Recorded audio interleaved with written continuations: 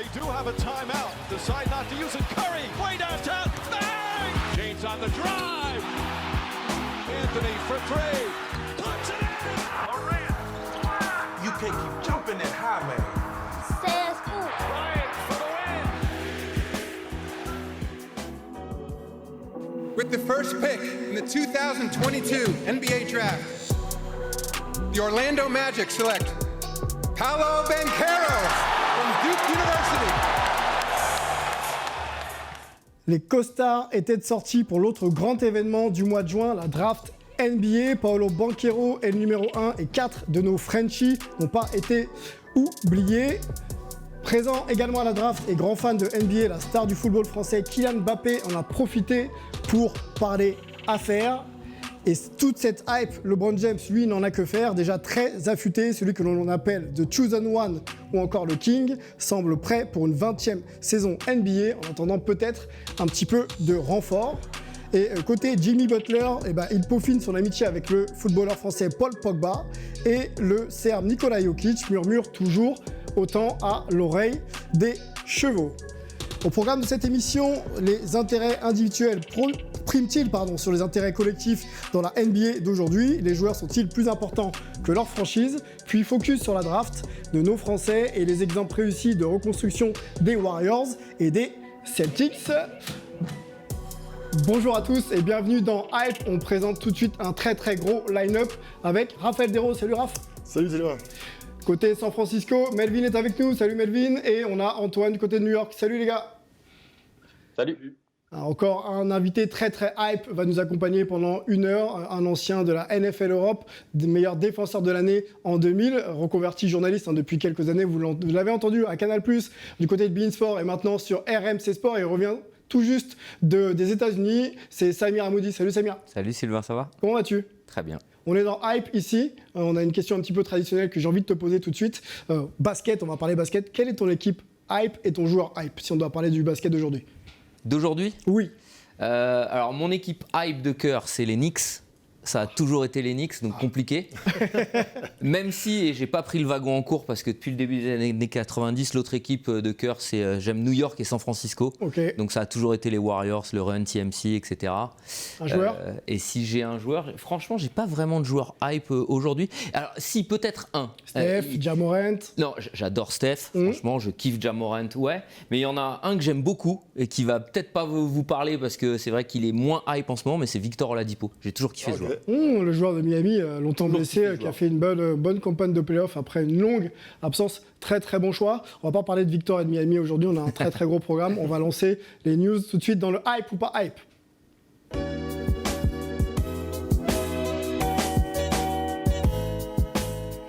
Comment t'as fait pour savoir que ça pouvait être Curry et Ja Morant? Parce que pour le coup, t'as tapé juste direct. Hein. Écoute, ils sont tellement hype les deux joueurs que forcément, j'ai pas pris trop de risques. On va pas parler de Curry ni de Ja Morant. On va revenir un petit peu sur l'actualité hype ou pas du basket féminin, la WNBA. Vous êtes un petit peu au courant de ce qui s'est passé au niveau de la justice américaine et la loi qui annule, on va dire ça comme ça, la possibilité d'être avortée aux États-Unis pour les femmes. On sait que les ligues nord-américaines sont très friandes de questions sociales et sociétales. On se souvient de Black Lives Matter. Et la Ligue également s'est positionnée sur cette question. On a demandé au docteur Lindsay Sarah Krasnov, qui est docteur en sport et en diplomatie aux États-Unis, de nous expliquer un petit peu la prise de position de la NBA et de la WNBA sur le sujet. Vendredi, les deux ligues ont publié une déclaration conjointe en faveur d'un droit des femmes de prendre des décisions médicales pour son corps et que ce droit va être protégé. Cette déclaration n'est pas une surprise car ce sont des deux ligues les plus progressives dans le sportscape américain et ils font beaucoup pour le soutien des droits civils. Ils sont très impliqués dans le soutien du mouvement Black Lives Matter après la mort de George Floyd. Et cette lutte pour les droits des femmes, c'est une part de cette même idéal. Les droits des femmes, y compris les droits reproductifs, et ce sont des droits d'hommes aussi. C'est un concept articulé par Hillary Rodham Clinton en septembre 1995. Donc, cette déclaration au part de NBA et le double NBA est un soutien de leur idéal aux droits des hommes. Petit tour de table ensemble, je disais avant de voir le sujet, la NBA, la WNBA sont des ligues, et même la NFL et les autres ligues de sport américains n'hésitent pas à prendre position et prendre même parti clairement sur les questions sociales. On va se poser la question de l'influence des ligues nord-américaines justement sur la justice, sur les axes sociétaux aux États-Unis. Petit tour de table, est-ce que quand on prend comme ça position, on a une chance quand même d'être entendu et de voir les choses un petit peu évoluer quand on est la WNBA, la NBA? On fait un petit tour de table, oui, non, et ensuite on développe. Raphaël? Moi, j'avais mis un oui, mais. Un oui, mais. Melvin? Moi, j'avais mis non parce qu'ils n'ont pas d'influence sur les décisions, mais ils ont une influence par contre sur la sensibilisation du sujet. On va aller sur Antoine, pardon. Oui, je vais citer le conservateur en chef du Musée national sur la culture afro-américaine aux États-Unis. Samir? Comme Melvin, non, mais. Non, mais? Voilà. Allez, je te laisse développer le non, mais. Non, parce que évidemment que le Sénat n'aura pas d'influence sous prétexte qu'un LeBron James ou qu'un commissionnaire de la NHL ou de la NFL ou de la MLB prendra position. Par contre, effectivement, je pense qu'il y a un vrai rôle sur la sensibilisation des esprits, des consciences, et que dans le futur, ça peut permettre au grand public de changer sa vision et de se dire « Ah, moi-même, mon rôle peut avoir un impact, je peux changer dans les urnes, je peux aussi dire que les choses sont différentes avec mon action, et là-dedans, dans cette sensibilisation, ça peut avoir un impact. Mais clairement aujourd'hui, non. C'est pas parce que la NBA va se positionner que la loi au Sénat elle va changer. Non, ça y est, les États aujourd'hui, ils ont la possibilité de dire oui ou non à l'avortement. Donc le coup de gueule de Steve Kerr, quand on se souvient du coup de gueule par rapport à cette tuerie dans une école et la réaction de Steve Kerr d'ailleurs en pleine finale de conférence Ouest, on pense que ce type de mots et d'actions n'ont pas assez d'influence pour faire en sorte que... Non, Sylvain, je pense que ça a énormément d'influence pour réveiller les consciences dans le futur. Mais ça n'a pas d'impact sur les lois. Il faut juste en être conscient. Okay. C'est juste civiquement, ça ne fait rien. Le coup de gueule de Steve Kerr ou d'un LeBron James, il n'aura pas d'impact sur la loi à venir. Par contre, dans le futur, moi je reprends les exemples quand tu m'as demandé de le préparer, les Tommy Smith, les John Carlos en 68, les mouvements de protestation au début des années 80, Colin Kaepernick récemment. Colin Kaepernick par exemple, il n'a eu aucun impact sur la justice, sur les lois, mais par contre on sent aujourd'hui qu'il y a un changement avec le mouvement Black Lives Matter et que ça y est, c'est fondateur éventuellement pour les générations d'après. Exactement. On va donner la main à Melvin qui pourra sûrement compléter tes propos, vous aviez à peu près la même position. Oui, non, c'est ça, j'ai exactement la même position que Samir. J'ajouterais juste que c'est vrai qu'avoir des athlètes qui parlent sur des sujets et qui les gardent, j'ai envie de dire, dans la sphère publique et dans les médias, ça permet de générer des discussions et de garder ce sujet vraiment au cœur de ce qui se passe aux États-Unis, parce qu'on sait que le cycle des médias est extrêmement rapide. Donc si on a un LeBron James, si on a un Steph Curry, si on a la NBA qui sort avec une annonce comme ça, ça permet de garder le sujet vraiment au cœur de ce qui se passe aux États-Unis. Mais je suis totalement d'accord avec Samir que sur les décisions mêmes, il n'y a absolument aucun impact, mais par contre, cette sensibilisation, elle reste extrêmement importante. Antoine, quand on parle de NBA et d'activisme, on pense à beaucoup de figures emblématiques, Kareem Abdul-Jabbar. Il y a beaucoup de thématiques aussi qui sont ouvertes au LGBTQ, la cause des minorités aussi aux États-Unis. Tu as peut-être aussi, toi, d'autres exemples à mettre en exergue dans Hype? Alors d'abord, je vais juste revenir sur la question de la temporalité. Tu n'as aucun mouvement social ou politique qui peut d'un coup produire une révolution. Même la Révolution française, ce n'est pas le 14 juillet, la prise de la Bastille, que d'un coup on a une démocratie. Il y aura toujours une évolution historique à prendre en compte. Et là-dessus, justement, je vais citer le conservateur du musée d'histoire nationale sur la culture afro-américaine à Washington, D.C., qui dit sur le rôle des athlètes: ce sont des militants sur le terrain qui font le travail pour mettre à jour des problématiques, et historiquement, les athlètes viennent jouer un rôle ensuite. Ils rendent le sujet national en le portant en tant que tel, quand les opposants cherchent à découper chaque revendication et en faire une problématique pour seulement un certain groupe dans un certain lieu. Donc en fait, le rôle qu'on pourrait penser des athlètes qui est un petit peu distant comme ça, où ils sont un peu dans un autre monde, etc. Au contraire, là où chaque revendication, encore une fois, va être assez locale, assez spécifique, eux, ils vont en faire un terme plus général et des fois, ça aide. Raphaël, ton avis sur la question? Je pense qu'on est tous un peu d'accord. C'est vrai que moi, je n'avais pas dit non mais oui mais, c'est un peu la même logique. C'est qu'on n'influence pas directement les décisions. Maintenant, on influence l'opinion publique qui, elle, indirectement, va influencer un petit peu les votes, les avis de chacun. Donc c'est vrai que c'est un travail un peu à moyen long terme. Donc directement sur une manifestation, etc., on n'impacte pas les choses. Si on prend l'exemple de George Floyd, c'est vrai que directement, on n'a pas arrêté les armes, on n'a pas changé le comportement des policiers à travers cette action-là directement, mais ça influence. Par contre, c'est vrai qu'à la fin, quand on entend des propos comme « shut up and dribble » du président, c'est clair qu'il n'y a pas non plus une pression énorme pour dire « je change la loi maintenant », etc. Mais en impactant l'opinion publique, sur du moyen long terme, on impacte forcément les décisions.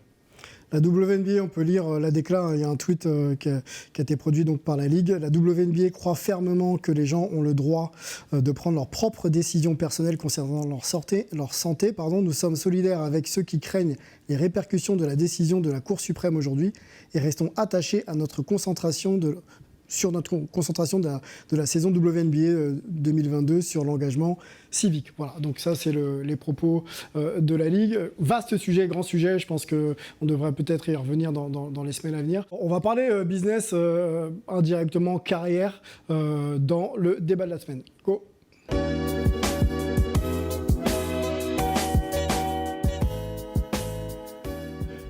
Bon, je vois que vous êtes vraiment très très chaud, on va rester un peu sur le même angle.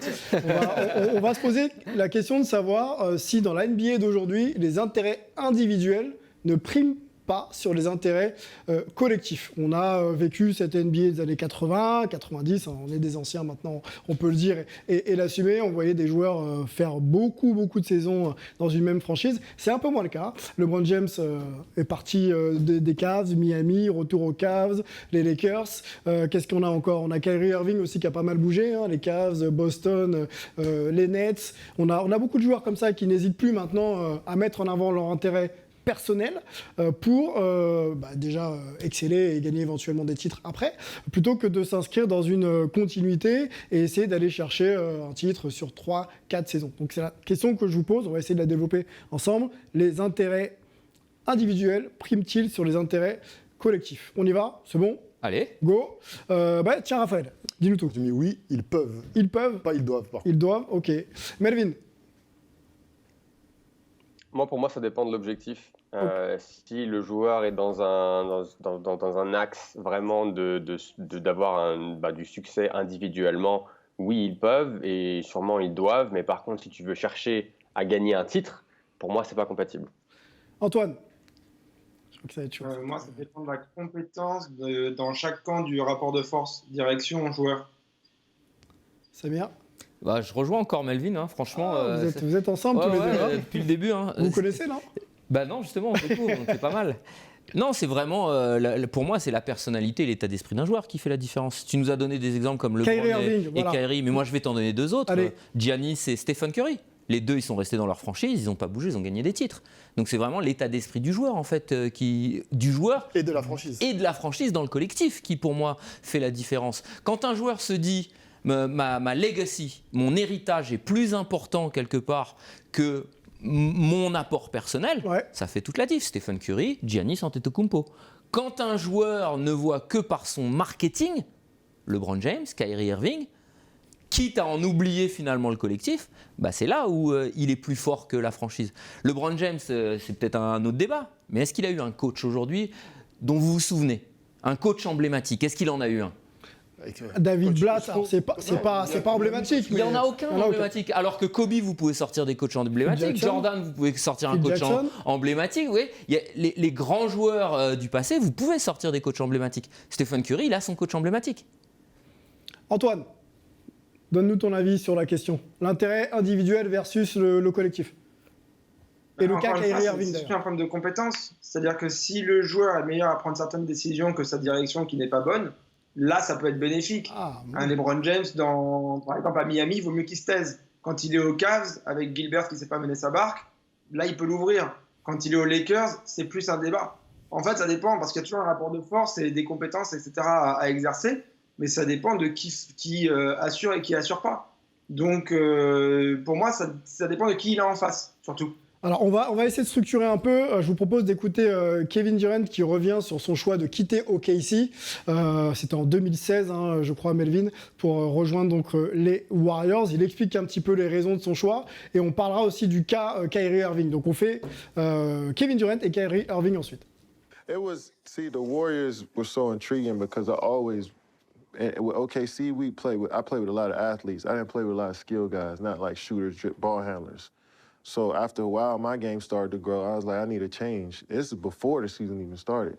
I was tired of playing in that system. I was tired of like having to be the only guy that can make threes, make jump shots, and consistently make them. So my mind was already thinking about how can I develop my game more so than like the Warriors versus Thunder, that rivalry. Like even if that was a rivalry, I didn't give a fuck. I just wanted to keep developing my game. Me going there and playing for them, it didn't matter if we'd have won or lost the series. I wanted to play there and live in the Bay. Melvin, on se remet dans le contexte de Kevin Durant. On est en 2016, c'est un Kevin Durant à son prime et qui décide de quitter la franchise qu'il a draftée, anciennement Seattle Supersonics, est devenu OKC, pour rejoindre les Warriors. Dans quel cas de figure on est là? Est-ce qu'on ne prend pas son intérêt individuel pour se dire « allez, je vais chercher une bague » ou finalement, il n'y avait pas mieux à faire avec les OKC?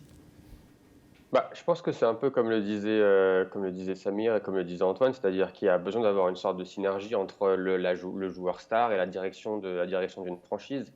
Je ne sais pas à quel point Kevin Durant communiquait avec Sam Presti, qui est le general manager d'Oklahoma City, mais je ne pense pas que ce soit arrivé comme une surprise que Kevin Durant ait envie de jouer dans un système un peu différent.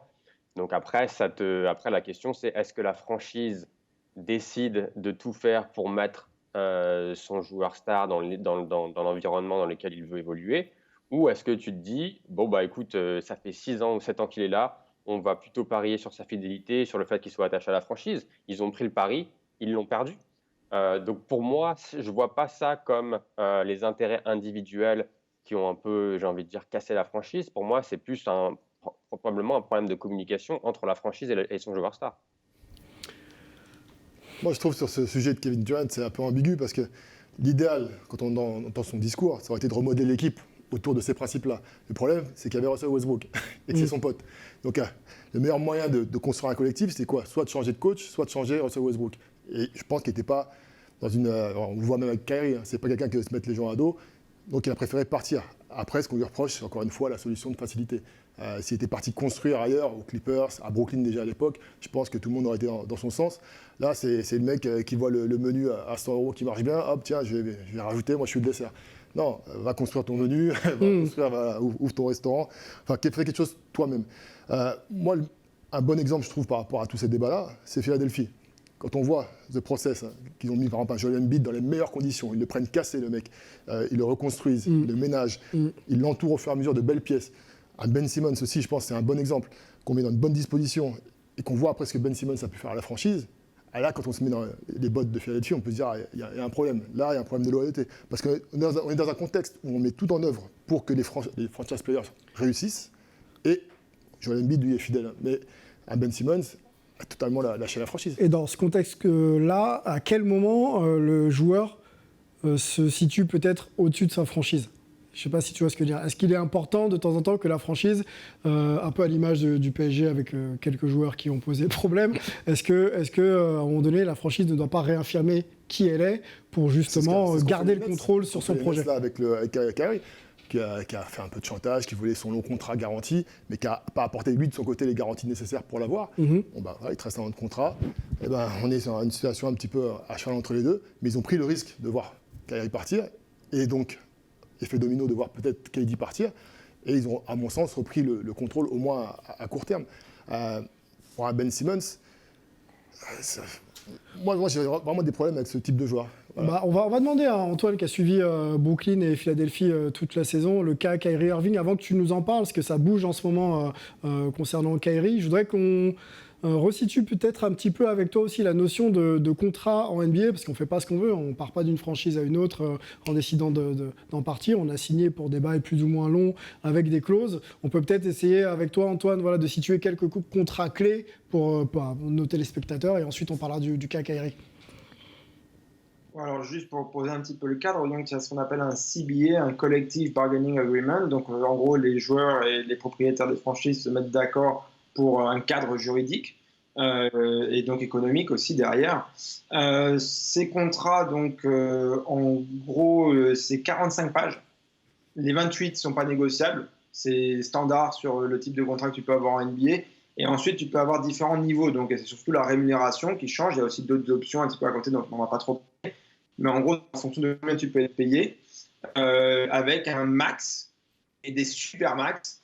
Normalement, le max est autour de 25% du salary cap, c'est-à-dire de la masse globale autorisée pour les salaires d'une équipe.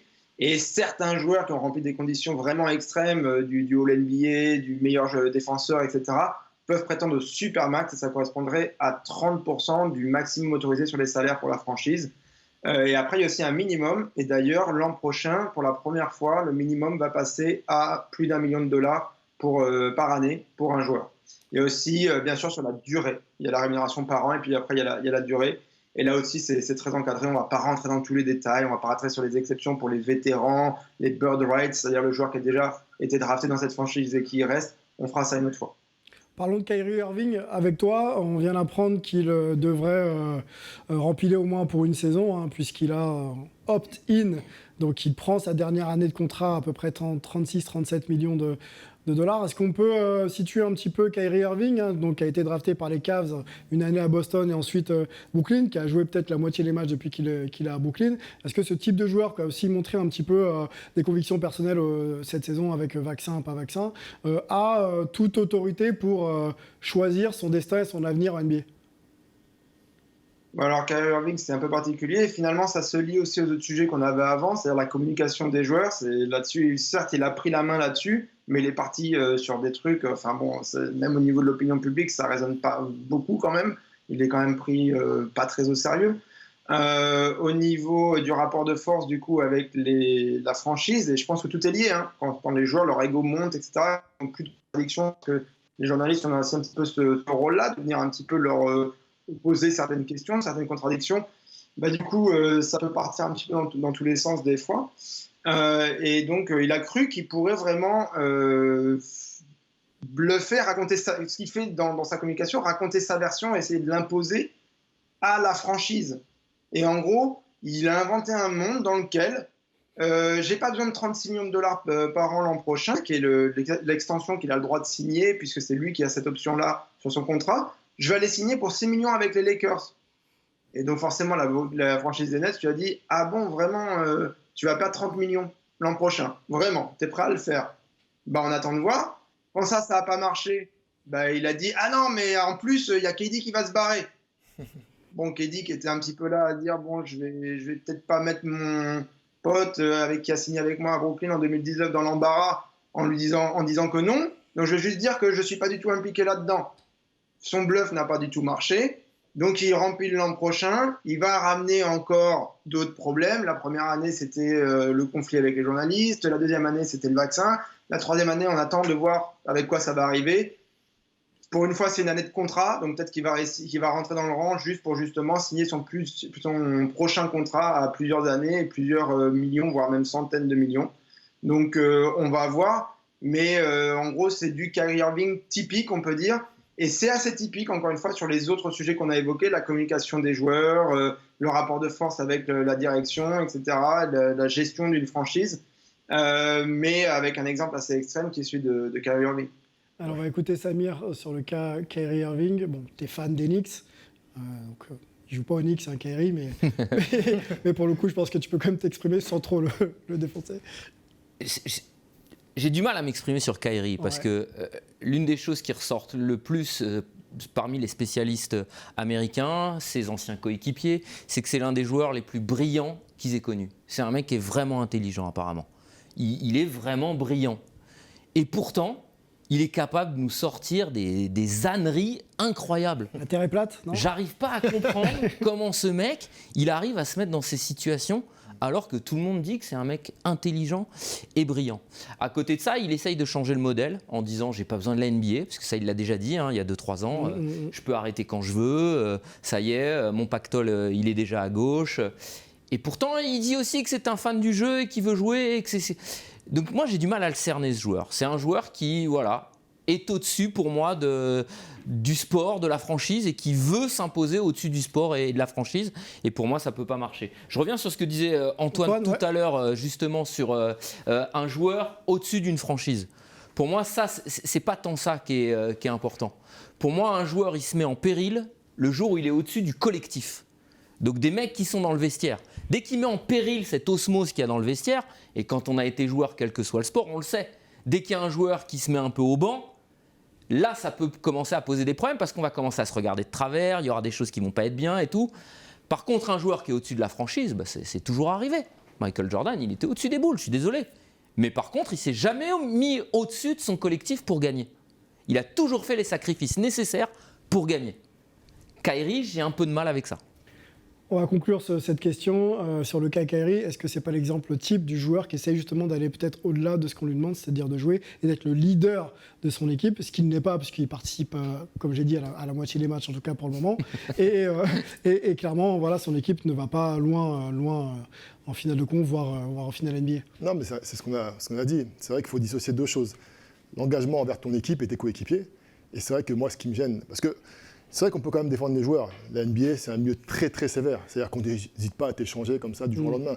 Donc c'est pour ça qu'ils doivent prendre leur carrière entre leurs mains et aller là où il y a l'argent. Ça, un joueur qui revendique son pactole, il a raison, c'est normal. Il n'y a pas de problème avec un changement de franchise. Il ne faut pas être exemplaire sur le terrain. C'est ce que j'allais y venir. Mon problème, c'est quand on refuse de jouer des matchs. On est payé 36 millions une saison et qu'on dit non, moi je n'ai pas joué, je prends que 16. Et c'est pour ça que j'ai un problème avec Ben Simmons et là avec Kyrie. C'est qu'à un moment donné, là, on met les coéquipiers de côté, on met la franchise de côté. On est payé pour jouer au basket quand même. Moi, j'ai déjà été. Et on est bien payé pour jouer au basket. Très bien payé. J'ai été moins bien payé que ça. Je vais vous dire que quand j'avais un engagement pour un club, le parquet, c'est le parquet. Par contre, intersaison, c'est l'intersaison. L'intersaison appartient aux joueurs. Et par contre, le moment de rendre justement ce qu'on vous a donné, c'est sur le parquet, c'est pendant la saison. Et quand on rate des matchs par philosophie, là, ça me dérange. Grosse question encore. Je pense qu'on aura quelques émissions pour essayer d'élucider un petit peu cette prise de position de Kyrie. Pour l'instant, il est du côté des Nets. On surveillera bien sûr son évolution dès la semaine prochaine ensemble. On a une avant-dernière chronique qu'il faut qu'on ouvre. On va parler des jeunes qui arrivent en NBA dans le focus de la semaine.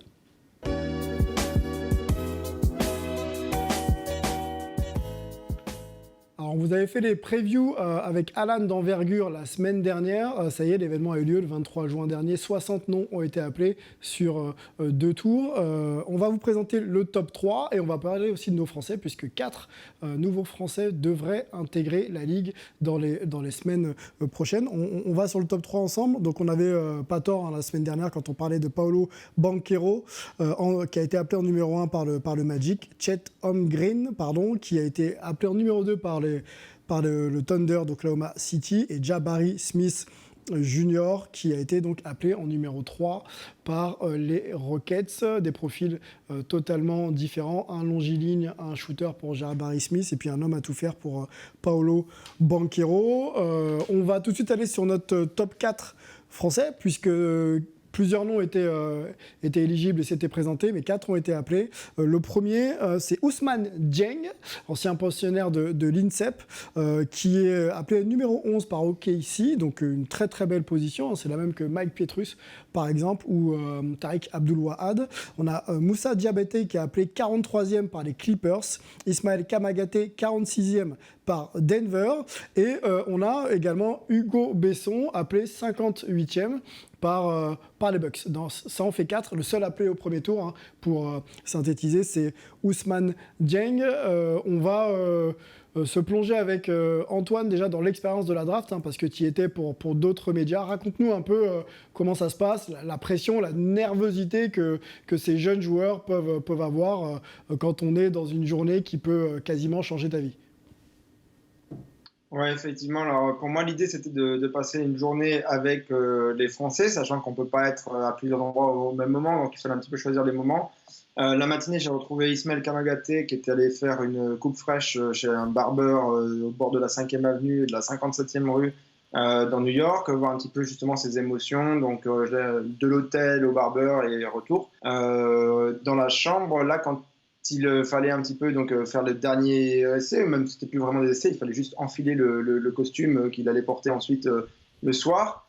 En fait, je débarque dans la chambre et la clim est déjà quasiment à fond. Elle va être poussée encore plus à fond plus tard parce que sa chemise est trempée. Mais vraiment. Bon, il a fini par s'endormir en regardant des séries, mais c'était quand même assez compliqué. Derrière, il y a eu donc Hugo Besson qui a retrouvé dans le lobby, puisque les deux sont des joueurs de Consport, l'agence de Bouna Ndiaye et Jeremy Medjana. Et donc, ils étaient dans le même hôtel. Les deux familles se sont retrouvées. Ils sont tous montés dans une Cadillac limousine de 18 sièges, dans lequel j'ai eu le privilège de pouvoir monter aussi. On a traversé tout New York. Et les deux moments un petit peu qui ont vraiment fasciné l'équipage, c'est la traversée du pont de Manhattan avec la vue sur le pont de Brooklyn et la skyline de Manhattan. Et même si on est passé un petit peu furtivement, un peu au loin, le Barclays Center, parce que c'est là qu'allait se trouver la draft. Donc là, sur Hugo Besson, plus à l'aise quand même. C'est quelqu'un qui est assez pas trop à se prendre la tête, comme il se définit lui-même. Tiens, tu parlais d'Hugo Besson. Derrière, donc, je suis allé au Barclays Center les deux premiers. On a une image d'Hugo Besson qui avait gagné le challenge Benjamin organisé par la Fédération française de basketball. C'était en 2014 et il avait donc gagné le droit d'aller voir Evan Fournier, je crois, du côté d'Orlando, enfin en tout cas de la Floride. Là, il est du côté de Miami. Donc voilà un peu Hugo Besson à l'âge de 11-12 ans, quand tu es en Benjamin, à 11-12 ans, c'est ça, Raphaël, à peu près. Donc voilà, le parcours d'Hugo Besson jusqu'à la draft. Je te redonne la main. Merci, et merci pour cette respiration, pour moi et pour l'audience. Du coup, donc pendant que tout le monde allait dans un restaurant italien, là, les deux premiers, je suis allé retrouver le clan d'Ousmane Dieng qui avait été très occupé dans la journée, donc c'était pas trop possible de le voir. Pour dire à quel point il était occupé, c'est que tout le matin, ils ont été briefés, puisque lui faisait partie justement des prospects qui sont dans la Green Room. La Green Room, c'est cet espace où il y a quelques tables pour ceux qui sont projetés très très haut dans la draft. En gros, traditionnellement, c'était plutôt les 15 premiers, puis les 18 premiers. Cette année, on était à 23 tables pour chaque joueur. Et donc, tous ces joueurs-là ont été briefés le matin sur un petit peu comment la cérémonie allait se dérouler, etc., puisque c'est ceux qu'on voit le plus à l'image, donc c'est très important pour la NBA. Et pour avoir bien fait leur devoir, ils ont été récompensés par un déjeuner avec Adam Silver, où évidemment je n'ai pas compris non plus. Et donc derrière, c'est pour ça que... Ouais, on espère. Ils ont l'entourage, je les ai retrouvés plus tard, donc dans la Green Room par contre, où là il y avait deux agents, puisqu'il y a un agent lituanien qui est celui qui vraiment en gros promeut son talent, il croit depuis plusieurs années, 3-4 ans, et l'agent américain est venu pour le deal, qui est un assez gros agent, une grosse agence US, il s'appelle Michael Tellem. Et donc, lui est venu vraiment pour assurer que ses chances d'être drafté le plus haut possible soient réalisées. Antoine, je te reprends la main. Ça s'est bien passé. Je te reprends la main. La stratégie, ça a été que... Je te reprends une deuxième fois la main, comme ça tu souffles, tu respires. Je voudrais, moi, interroger Samir, joueur NFL Europe. T'as été drafté ou pas ? Non, pas drafté. Okay. Tu connais par contre, via la NFL, peut-être aussi le système de draft. Est-ce que tu peux nous dire à quel point c'est important pour un joueur de passer par ce processus, finalement ? C'est presque essentiel parce que c'est une reconnaissance. Petite anecdote, je sais qu'il ne nous reste plus beaucoup de temps, mais quand même, moi j'ai vécu une draft un peu comme l'a fait Antoine en 2007 avec Joachim Noah. C'était la draft de Kevin Durant, justement.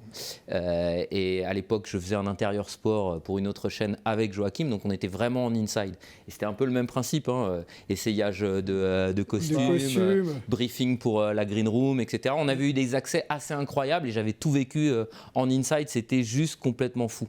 Et se rendre compte en fait de la pression que ces gamins ils ont alors qu'ils n'ont pas encore connu le monde professionnel. C'est ça aussi qu'il faut se dire. Je prends l'exemple de Kylian Mbappé à 23 ans.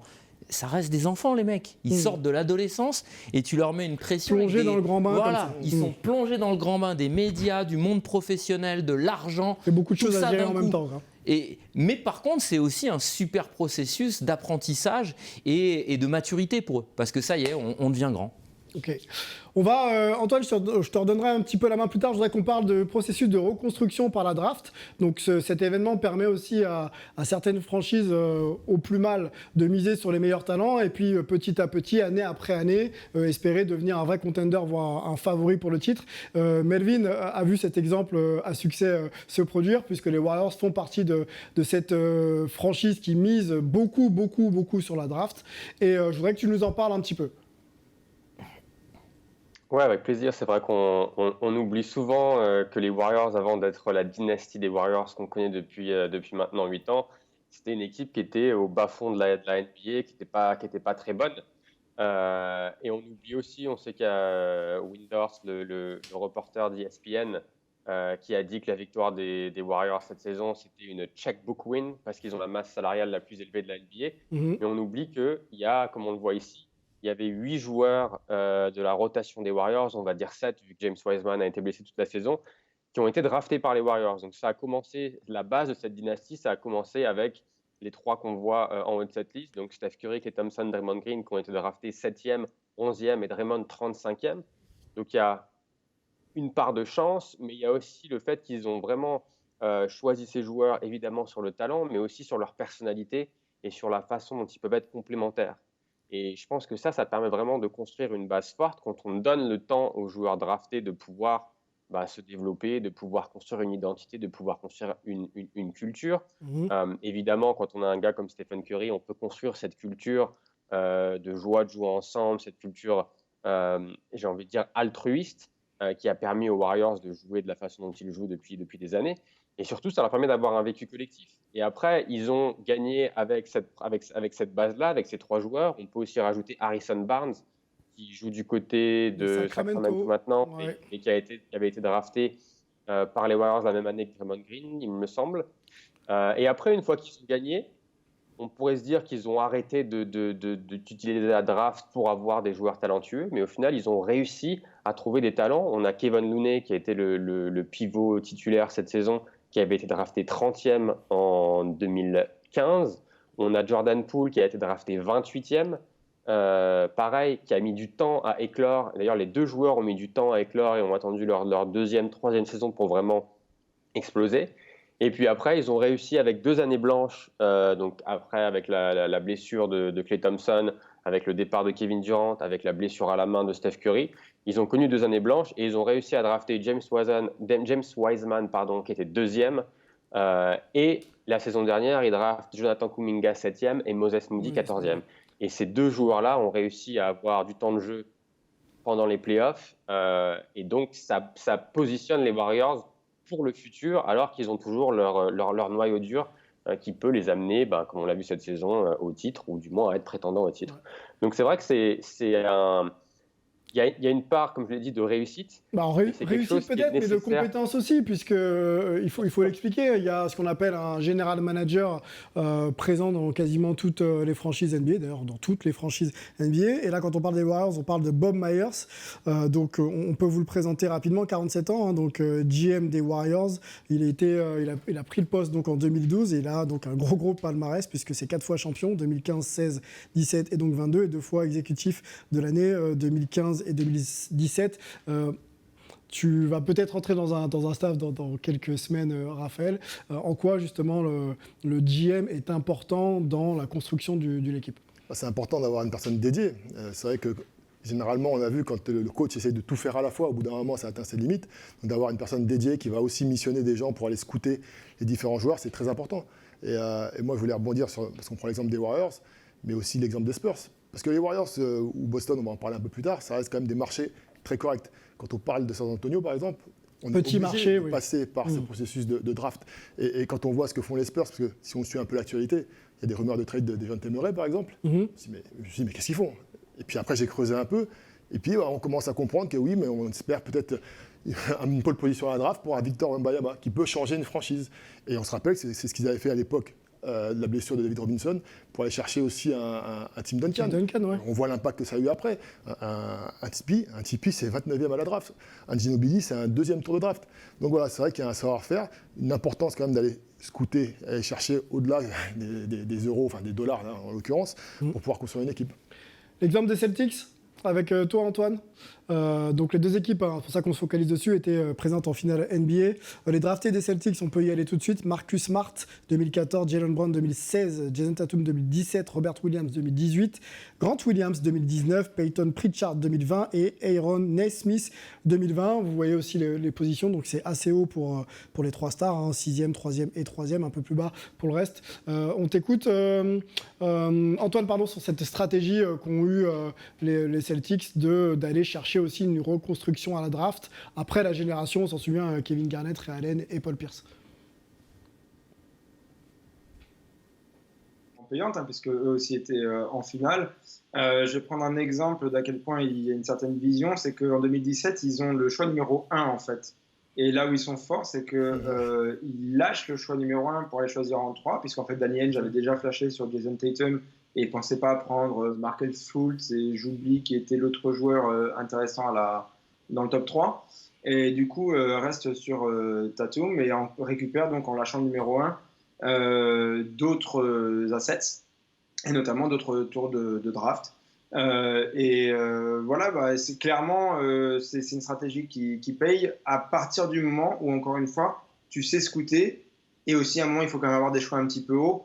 Les Warriors, là, quelque part, ils bénéficient au moins presque d'une chance, quoi, ces 2 années où ils sont dans les bas-fonds, mais qu'ils ont quand même un noyau dur qui est en gros à l'infirmerie.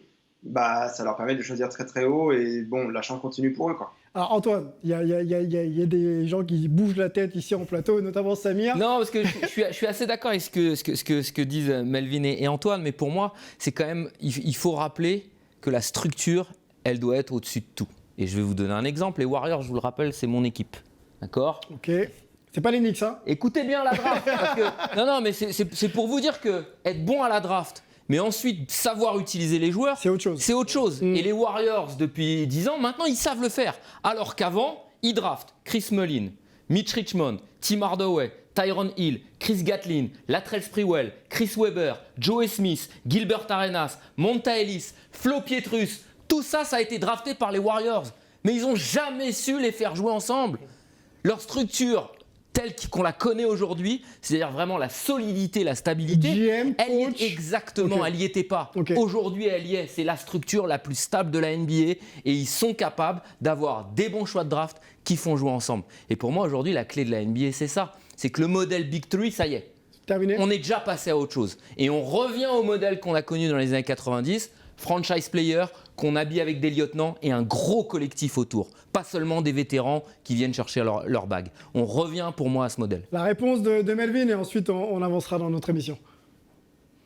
Non, mais je suis totalement d'accord avec Samir, c'est-à-dire qu'il faut pouvoir mettre ces joueurs-là dans les meilleures conditions. Et je pense qu'on le voit souvent, malheureusement, que ce soit en NBA, dans les médias, dans la vie en général, c'est qu'on est rarement très patient.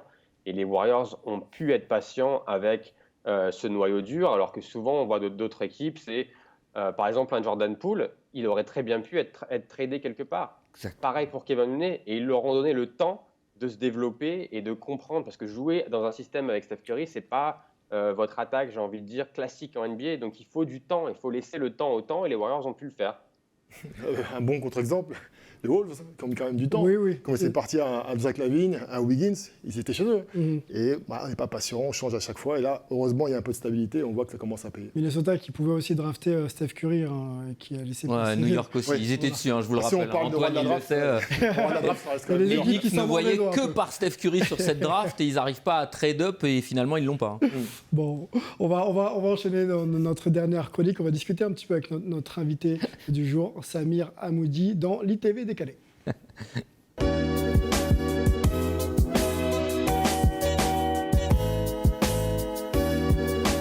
Allez, pour conclure un moment détente, Samir, d'habitude, c'est toi qui poses les questions et qui nous permet d'en apprendre un peu plus sur les athlètes. On va, si tu veux bien, inverser les rôles. On se fait une petite ITV, tu préfères, et puis dans cette ITV, on te dressera quelques surprises. Il y a des amis à toi qui ont voulu te poser notamment quelques questions. Est-ce que tout va bien, t'es prêt ? Allez, on y va. Nickel, ok. Tu préfères le Flash de La Courneuve ou le FC Barcelone ? Le Flash. Le Flash? Ouais. T'as joué au Flash? En fait, je pense que Raph, il va tout de suite s'en rendre compte, mais la camaraderie du vestiaire, quand on a été athlète, c'est ce qui vous manque derrière. Et Barcelone, pour moi, ça a été une expérience professionnelle exceptionnelle. C'est l'apogée de ma carrière. J'ai vécu des choses incroyables, mais c'était professionnel, c'était payé, c'était rémunéré. Le Flash, c'était juste le bonheur pur avec les potes. Et ça, c'est inestimable. On rappelle que Samir a joué au football américain à très très haut niveau. Il a intégré la NFL Europe et était meilleur défenseur de l'année en 2000. Au poste de safety, hein, c'est ça? C'est ça. Ok. On avance? Athlé ou foot US? Elle est horrible celle-là. Elle est horrible, hein? Elle est horrible.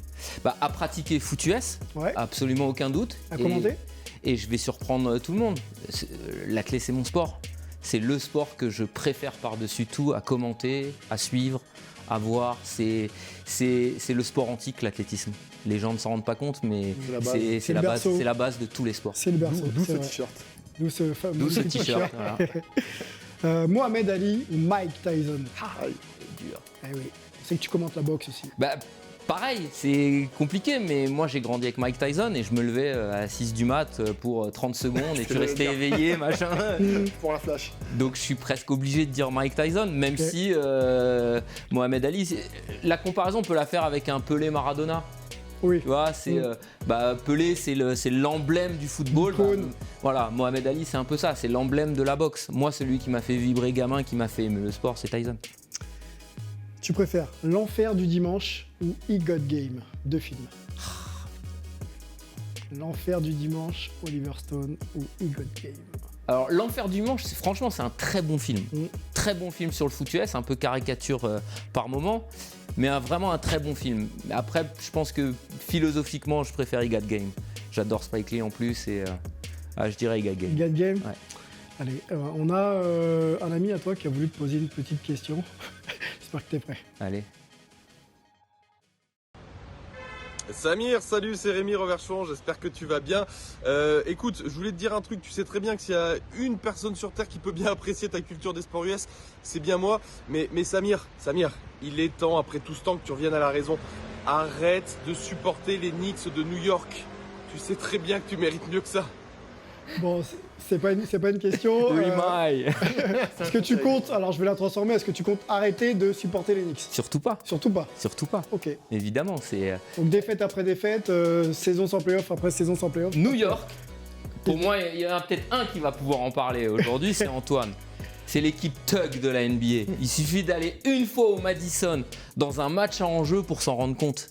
Moi, mes premiers playoffs, c'était en 1994. Donc grande époque, hein.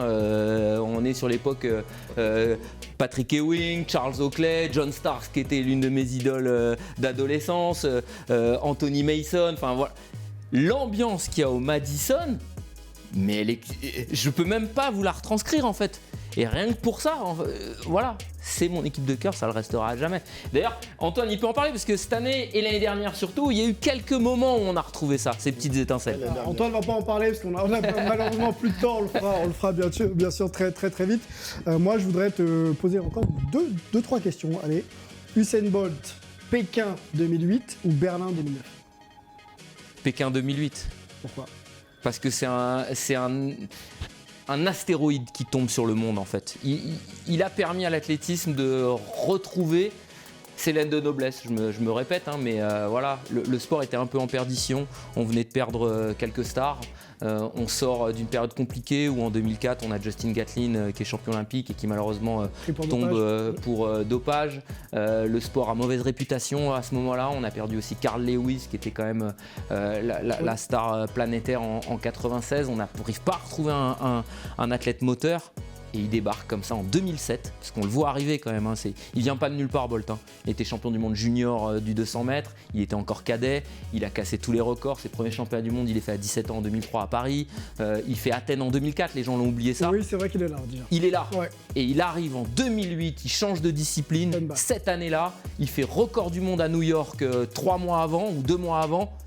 Et bam, il arrive et tout le monde le découvre à Pékin et c'est et il change la face du sport, quoi. Samir, l'athlète dans le cœur, on le sent. Il y a un coach d'athlétisme qui a tenu à te poser une question aussi. Salut Samir. Je voulais savoir si tu m'en voulais toujours d'avoir commenté en radio le saut de Teddy Tamgo dans le stade olympique de Rome. Parce que moi, je t'en veux plus du tout, j'ai passé l'éponge. Bon, à part ça, j'espère que tout roule pour toi et que dans un futur plus ou moins proche, on se retrouvera comme à la belle époque autour d'une piste d'athlétisme. Allez, je t'embrasse.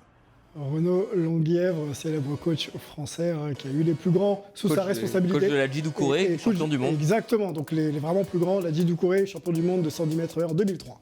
En 2005. 5 Ouais, à Helsinki. Réponse de Samir Est-ce que tu lui en veux ou pas?